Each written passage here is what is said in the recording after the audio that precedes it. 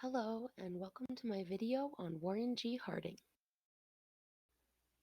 Harding ran and owned the Marion Star in his early to mid-20s.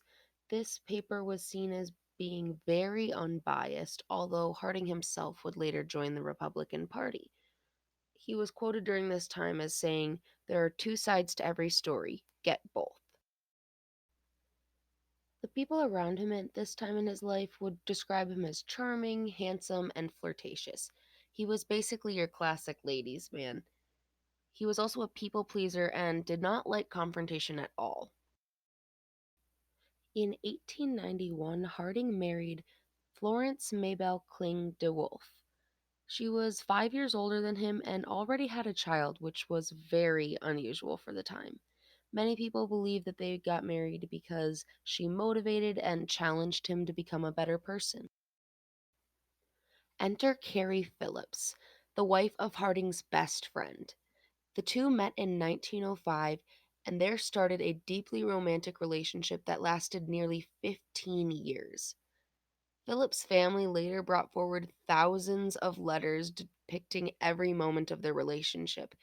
Most of these letters were very steamy and very explicit. Phillips was a supporter of Germany during World War I, and this was ultimately the end of her relationship with Harding. She tried to get Harding to support German American relations during the war, and he basically told her, "I respect my country more than I want to be with you." After Harding and Phillips broke up, there was evidence that he had an affair with his secretary, Nan Britton, and in 1919 she had a daughter, and it was Harding's. He continued to meet with her throughout his presidency despite the negative effects it could have, and she later wrote a tell all book called The President's Daughter. Once Harding found out that he was going to be the Republican presidential nominee, Carrie Phillips tried to blackmail him, and he paid her $5,000 a year as long as he was in office to stay quiet. On top of that, the Republican Party sent her and her husband to Japan with $20,000 during his campaign so no dirt would be dug up. Here are just a couple of interesting things that happened during Harding's campaign.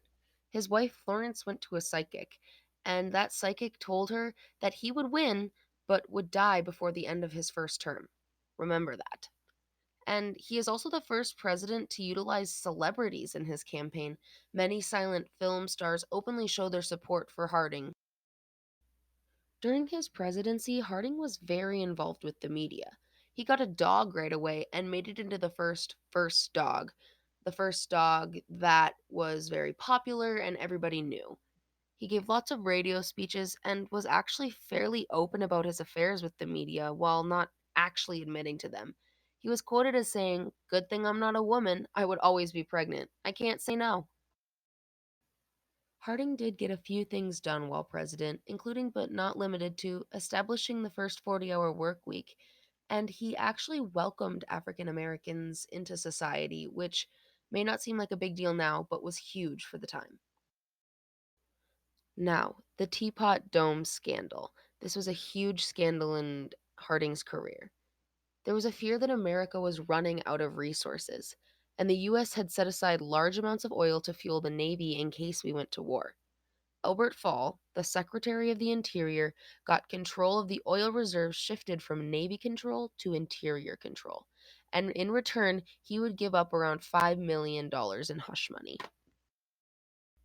So Harding really had no direct involvement in the Teapot Dome scandal, but Fall was not qualified for his position.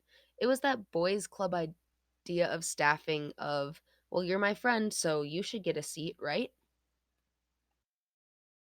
So remember when I told you to remember what the psychic said to Florence? Well, Harding passed away on August 2nd of 1923 of a heart attack while on press tour, which means that his wife's psychic was right. He died before the end of his first term.